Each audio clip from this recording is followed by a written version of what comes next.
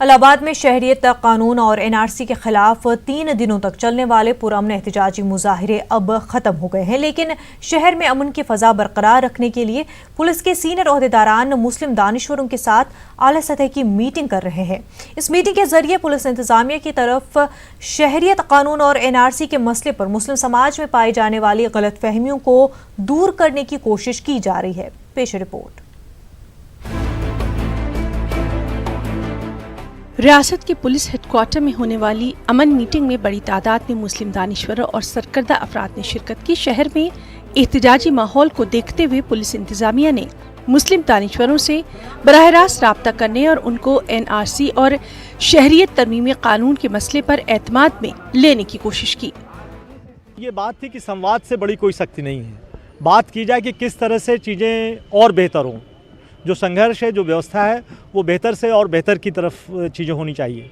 अच्छाई से और अच्छाई का संघर्ष है, इस बात को हम कैसे आगे लेके चलें। और ये लगातार एक सप्ताह जो गुजरा है, सारे शहर में एक तरह का भ्रम, एक तरह की शांति को लेकर शंकाएँ थी।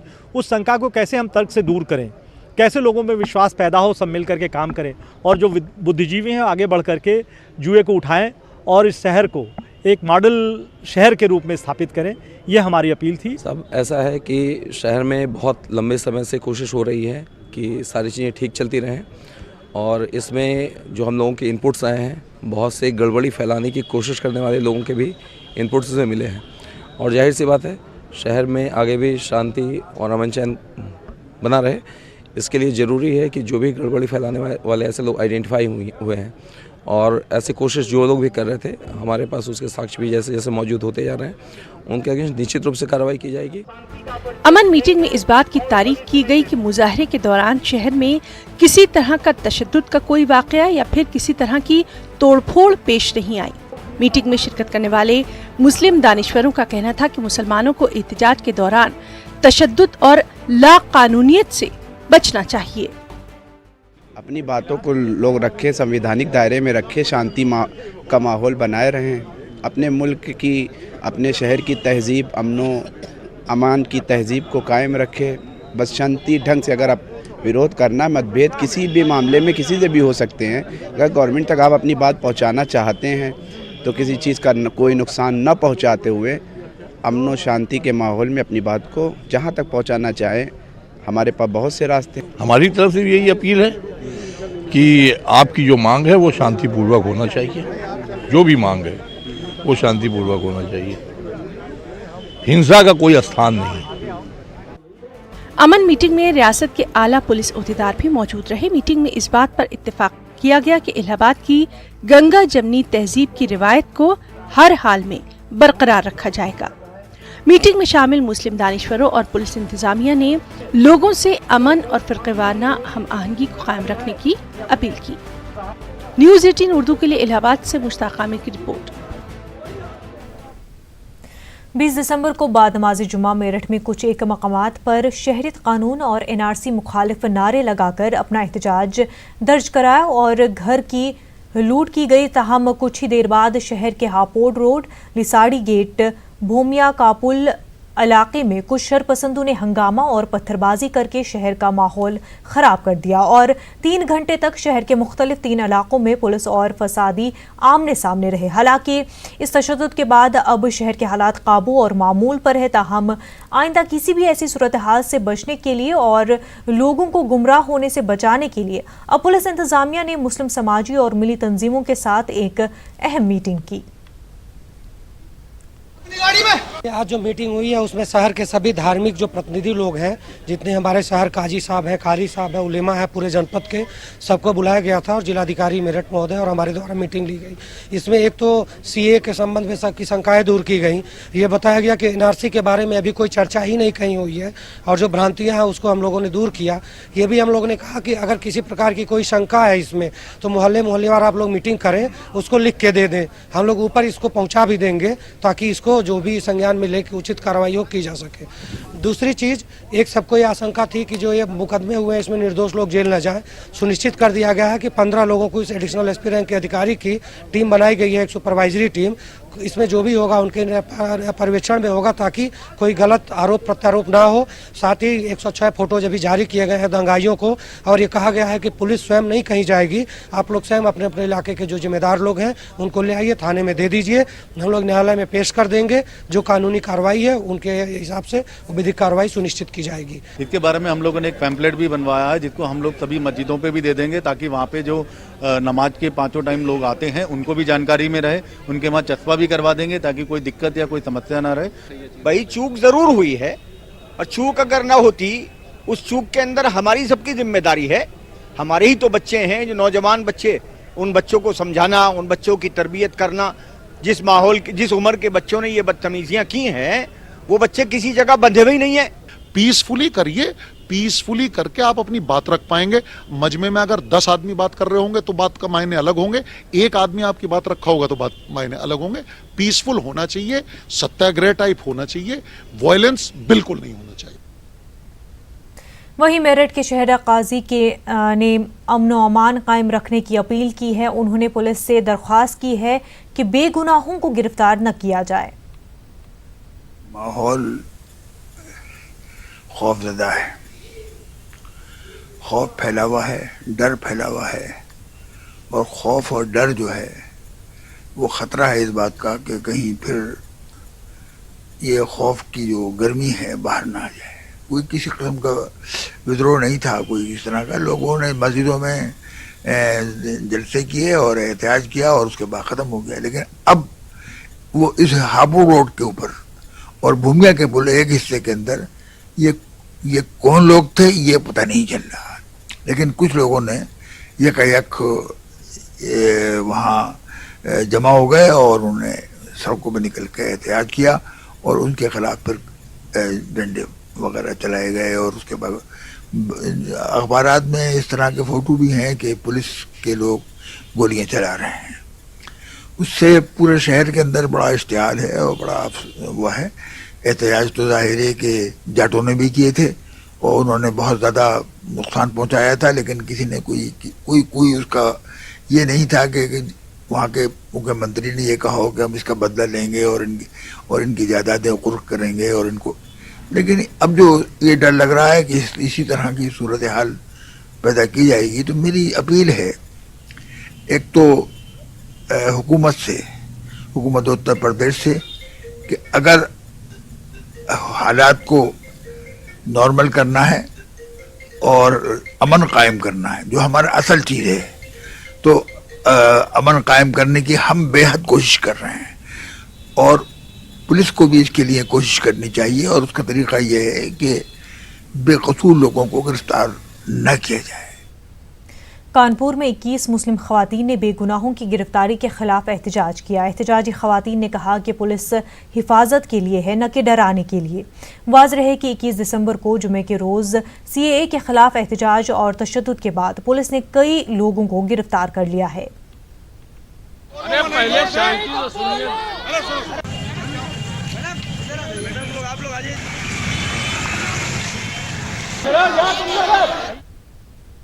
कांग्रेस ने आज कानपुर में शहरियत कानून के खिलाफ खामोश एहतजाज किया। शहर के फूल के पास गांधी के मुजस्मे के नीचे प्रोग्राम का इनेकाद किया गया। प्रोग्राम में बड़ी तादाद में कांग्रेस कारकुनान और लीडरों ने हिस्सा लिया।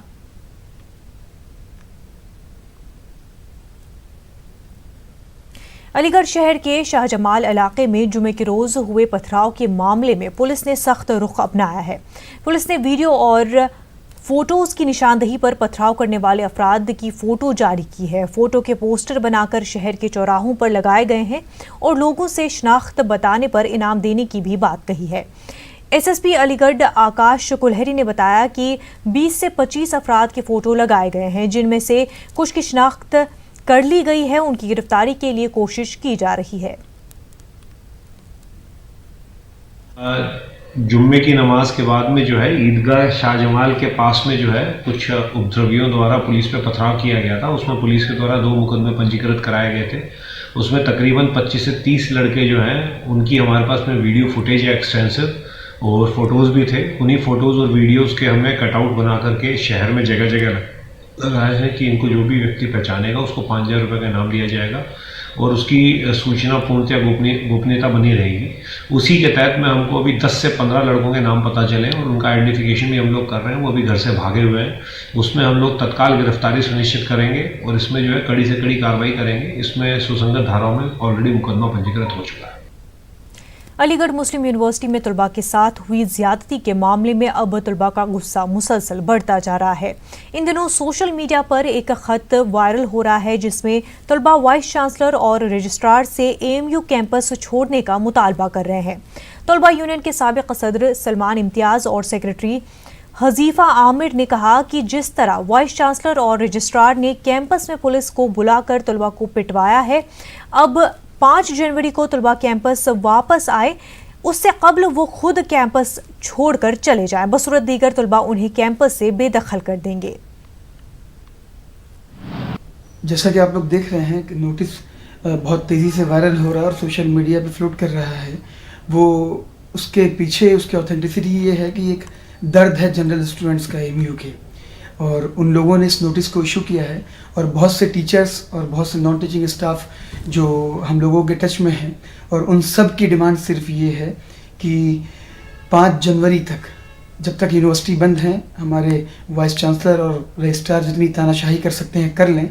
5 जनवरी के बाद कलेक्टिवली AMU के स्टूडेंट्स और बहुत से नॉन टीचिंग स्टाफ और टीचर्स यूनिवर्सिटी को तब तक चलने नहीं देंगे जब तक ये दोनों अपनी पोस्ट से रिज़ाइन नहीं करेंगे। पिछले 8 दिन से एक पीसफुल प्रोटेस्ट कर रहे थे सिटीजनशिप अमेंडमेंट एक्ट के ख़िलाफ़, उसको ख़त्म कराने की पूरी कोशिश AMU एडमिनिस्ट्रेशन ने करी। कुछ हद तक वो कामयाब हुए, लेकिन हम लोग 5 तारीख से दोबारा प्रोटेस्ट शुरू करेंगे, क्योंकि सारे ही स्टूडेंट का ये फैसला है कि अलीगढ़ मुस्लिम यूनिवर्सिटी हमारा घर है।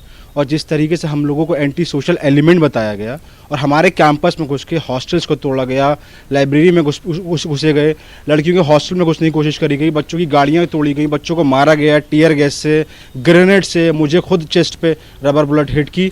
तो ये हम इसको टॉलरेट नहीं करेंगे। CAA के ख़िलाफ़ हमारी लड़ाई जारी रहेगी और हम लोग तारिक मंसूर साहब, जो कि हमारे हिसाब से एक्स वाइस चांसलर और रजिस्ट्रार साहब को हम उनकी कुर्सी में बने नहीं रहने देंगे, और बेहतर होगा कि वो खुद रिज़ाइन देके जो गलती उन्होंने की है उसको तस्लीम करके खुद छोड़ दें। और अगर वो ऐसा नहीं करते हैं तो 5 तारीख को सारी ही तलबा आकर यहाँ पर उनको यहाँ से बेदखल करेगी, क्योंकि उनको अब कोई हक नहीं है इन कुर्सी में बैठने का। AMU में शहरियत कानून के खिलाफ पुरअमन एहतजाज कर रहे तलबा के खिलाफ पुलिस के तशद्दुद के 1 हफ्ते बाद अब हालात मामूल पर आ रहे हैं, लेकिन जैसे जैसे हालात मामूल पर आए हैं और इंटरनेट खदमात बहाल हुई हैं तो पुलिस बर्बरियत की कुछ अनसुनी कहानियां भी सामने आ रही हैं। AMU के जवाहरलाल नेहरू मेडिकल कॉलेज में ज़ेर इलाज BA फाइनल के तालिब इल्म नाजिम खान अपनी आप बीती सुनाते हुए सहम जाते हैं। जब स्टूडेंट से मिलने गए जो अभी भी एडमिट हैं 4-5 लोग, तो उनका यही कहना था कि जिस तरह उनको मारा गया, पुलिस कस्टडी में मारा गया और बाकायदा उनको जो तरह तरह के कमेंट किए गए, तो एक बहुत ज़्यादा डरावना है। ऐसी तो पुलिस नहीं थी। पुलिस का काम होता है कि स्टूडेंट को जो लाठीचार्ज किया जाता है तो एक मामूली सा होता है कि उनको हटाने, क्योंकि वो कोई गुंडे, बदमाश, हथियार, आतंकवादी तो होते नहीं है कि हथियार हैं। हाँ, उनकी गलती को मैं एक्सेप्ट करता हूँ कि अगर उन्होंने पत्थर चलाया, लेकिन इसको भी जस्टिफाई बिल्कुल नहीं होने देंगे कि वो बम चला रहे थे या वो आतंकवादी थे या बहुत बड़े बदमाश थे। उनका रिटेलिएशन जो भी हो उनका जायज़ था उनकी तरीके से, लेकिन ये पुलिस का काम नहीं होता है, इनकी एथिक्स के खिलाफ है जिस तरह उन्होंने मारा पीटा। सिपाही ने बोला कि इनका अभी मेडिकल ना करो, अभी और मार लो। हम लोगों की हालत ज़्यादा ख़राब थी, तो उसने एक ने कहा कि ये तो ऑलरेडी बहुत मार खा चुके हैं, अभी रहने दो। फिर दूसरे ने, एक कश्मीर का लड़का था वहाँ जम्मू का, उससे पूछा, क्या नाम था उसका? मैं भी आकिब श्योर नहीं हूँ। तो उससे पूछा, उसने नेम बताया, फिर पूछा कहाँ के हो, उसने बताया जम्मू का। उसको वहीं पे बहुत मारा, मेडिकल में जी बहुत मारा। उसके बाद फिर पूरी रात हम लोगों को कुछ नहीं दिया, इसमें बैंडेज तक नहीं लगाया था इस फिंगर में, और ब्लड निकल रहा था मेरा, ब्लडिंग। दूसरे दिन 12:30 बजे करीब फिर जब डॉक्टर आया उसने कहा कि इसमें प्लास्टिक सर्जरी होगी, इनको अभी रिफ़र कर रहा हूँ JNMC। तब उन्होंने ऐसे ही टेम्परेरी ये लगाया था। इसके बाद मैंने उस डॉक्टर को कहा भी पर्सनली कि ये मेरा फ्रैक्चर है, क्योंकि मुझे थोड़ी नॉलेज है इसमें। तो उसने कहा मुझे मत बताओ, मैं जो कर रहा हूँ ठीक कर रहा हूँ। अलीगढ़ मुस्लिम यूनिवर्सिटी कैंपस में पुलिस बर्बरियत और इंतजामिया के रवैये से दिलबर्दाश्ता होकर एएमयू के शोबे सियासियात के प्रोफेसर अर्शी खान ने इस्तीफा दे दिया है। प्रोफेसर अर्शी खान एएमयू में इंटरनेशनल रिलेशन कमेटी के कोऑर्डिनेटर थे। प्रोफेसर अर्शी खान का कहना है कि जिस तरह पुलिस ने बेकसूर तलबा पर जुल्म की इंतहा की और एएमयू इंतजामिया ने उसकी मजम्मत तक नहीं की, इसलिए मैंने इखलाकी जिम्मेदारी समझते हुए अपने ओहदे से इस्तीफा दे दिया है। उन्होंने कहा कि मुझे इस बात की खुशी है कि मैं तलबा के साथ खड़ा हूँ। ये जो एनआरसी है और जो सिटीजन्स अमेंडमेंट एक्ट है, ये बेसिकली काफ़ी कॉन्स्टिट्यूशनली, लीगली और पॉलिटिकली बिल्कुल ही कंट्री के फेवर में नहीं है। इसलिए आप देखेंगे बिल्कुल ऑल इंडिया लेवल पे बहुत सारे लोग वो सड़कों पे आए हैं। और ये सिर्फ मुसलमानों की आवाज़ नहीं है, इसलिए कि मुसलमान यहाँ अकेले नहीं हैं, मुसलमानों के साथ और भी लोग हैं और औरों के साथ मुसलमान भी हैं। तो ये तो सब जगह चल रहा है। हम लोग पीसफुल प्रोटेस्ट कर रहे हैं। आपने देखा है कि बहुत सारी जगह पीसफुल प्रोटेस्ट हुआ है। मुंबई में हुआ लेकिन वहाँ पे कोई वायलेंस नहीं हुआ, लेकिन हमारी यूनिवर्सिटी में काफ़ी वायलेंस हुआ। और यहाँ पे मैंने अपने मोरल ग्राउंड पे मैंने एक पोस्ट हमारे पास थी, मैंने उससे इस्तीफ़ा दिया कल। खास बात बिहार में आपका खैर मकदम है। नजर डालते हैं सुर्खियों पर। झारखंड में बीजेपी को झटका। जेएमएम कांग्रेस के अजीम इत्तेहाद को अक्सरियत। 28 दिसंबर को हेमंत सोरेन की क़यादत में नई हुकूमत ले सकती है हलफ। ज़राए के हवाले से खबर।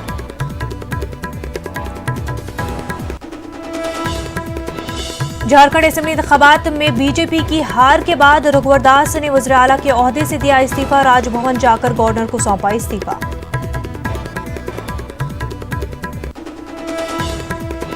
झारखंड असेंबली इंतखाबात में इत्तेहाद की जीत का जश्न बिहार में भी मनाया गया। हलीफ जमातों ने की जमकर आतिशबाजी।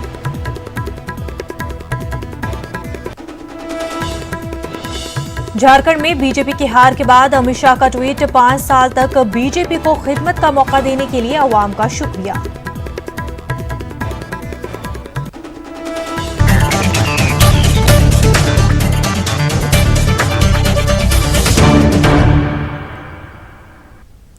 झारखंड असेंबली इंतखाब में बीजेपी को झटका लगा है। ज़राए के हवाले से खबर है कि जेएमएम के हेमंत सोरेन की क़यादत में 28 दिसंबर को नई हुकूमत हलफ ले सकती है।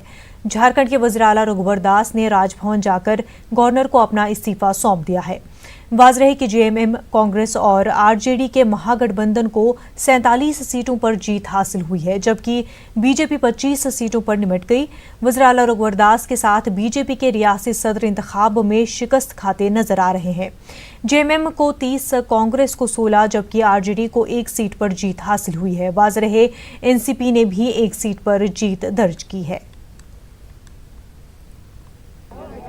जो इस राज्य को स्पष्ट जनादेश दिया है, इसके लिए मैं राज्य के मतदाताओं का मैं बहुत बहुत आभार प्रकट करता हूं। निश्चित रूप से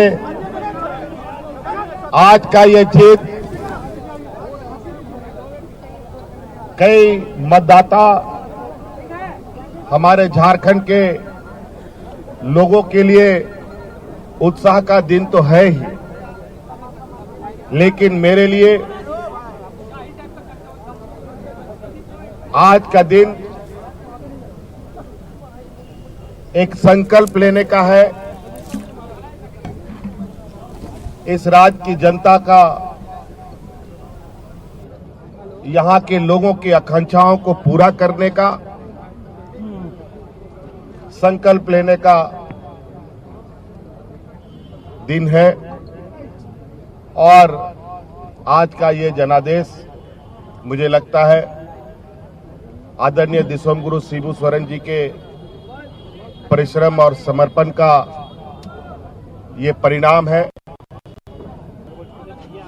निश्चित रूप से आज हम इस राज्य में महागठबंधन के तहत चुनाव लड़े, जिसमें हमारे साथ शामिल कांग्रेस के लोग, आरजेडी के लोग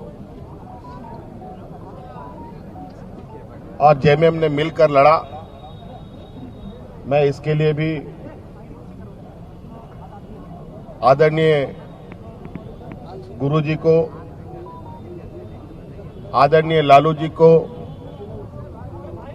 आदरणीय सोनिया जी को, आदरणीय राहुल जी को,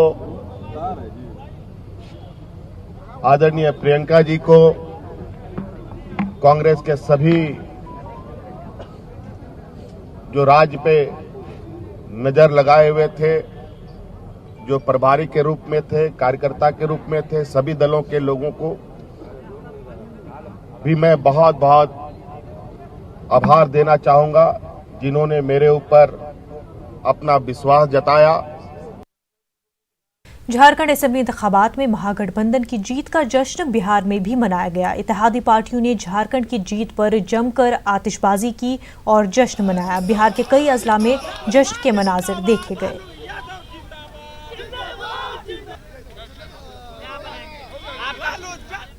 बिहार के वज़ीर-ए-आला नीतीश कुमार पर मदरसा के असातिज़ा को हर हाल में भरोसा करना चाहिए, ये कहना है मदरसा बोर्ड के चेयरमैन का। पटना में मुनक़्क़िदा मदरसा बोर्ड के प्रोग्राम में चेयरमैन ने मदरसे के असातिज़ा से ये भी कहा कि अभी बहुत सारे लोग सियासत कर रहे हैं, लेकिन आपको मदरसे के फलाह के लिए सोचना चाहिए और मदरसे की तरक्की नीतीश कुमार की क़यादत में मुमकिन है।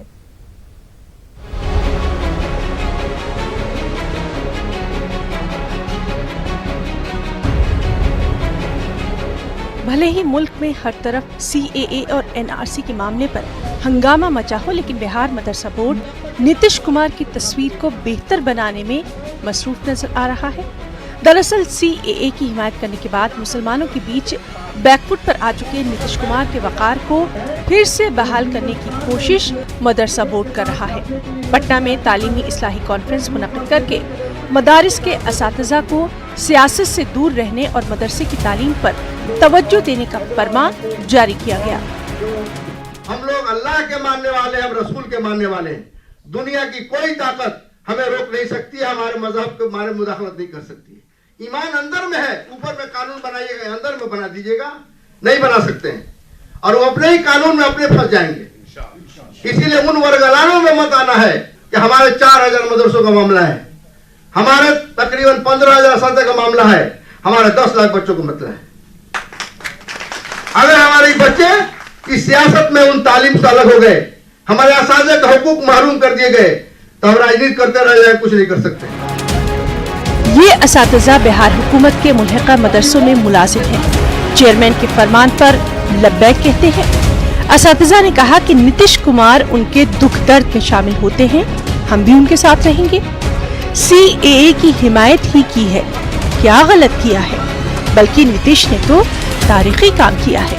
मुख्यमंत्री जी, वज़ीर-ए-आला साहब ने जो फैसला लिए, अभी बहुत ही बेहतर फैसला उनका, और इस फैसले का हम सारे लोग खैर मकदम करते हैं और उनके साथ हम लोग हमेशा से हैं और हमेशा रहेंगे, क्योंकि हमेशा से उन्होंने हम लोगों का ख्याल रखा है, चाहे वो मदरसे का मामला हो या समाज का हो, मुआशियात का हो, हर एतबार से उन्होंने साथ दिया है। उनको जो अल्पसंख्यक से जो मोहब्बत है और भाईचारगी को हमेशा कायम रखना चाहते हैं। बिहार में ये चीज़ जब से नीतीश कुमार आए हैं सबको लेके चले हैं और उस को कायम रखते हुए उस डोर को नहीं तोड़ना चाहते हैं। इसीलिए बार बार वो कह रहे हैं कि हमने तो साइन किया था, लेकिन अब किसी भी हाल में हम वो चीज़ यहाँ लागू होने नहीं देंगे। बिहार हुकूमत के सामने असेंबली इंतखाब है। झारखंड के इंतखाब के नतीजों को देखकर पार्टी मजीद संजीदा हो गई है।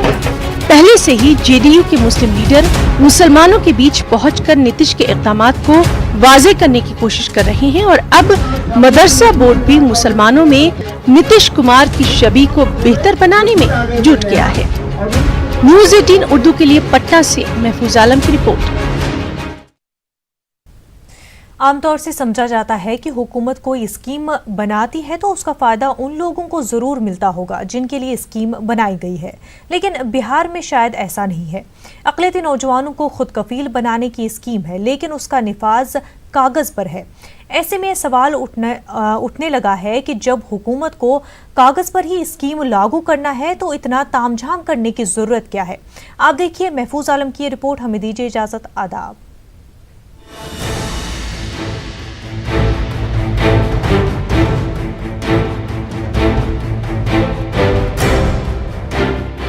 बिहार में माली एतबार से कमज़ोर नौजवान अक़लियती मालियाती कॉरपोरेशन की जानिब उम्मीद भरी नज़रों से देखता है कि उन्हें यहाँ से कर्ज मिलेगा, लेकिन कॉरपोरेशन दरख्वास्त तो ले लेता है मगर कर्ज नहीं देता।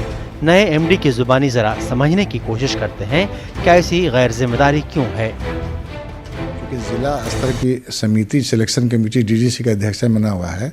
जब मैंने 3 माह पहले चार्ज लिया तो मैंने ये पाया कि ज़्यादातर ज़िले में 18-19 का सिलेक्शन कमेटी ने सिलेक्ट ही नहीं किया, वहाँ एप्लीकेशन पड़ा हुआ है और कई ज़िले में 2-2 साल से एप्लीकेशन पड़ा हुआ था।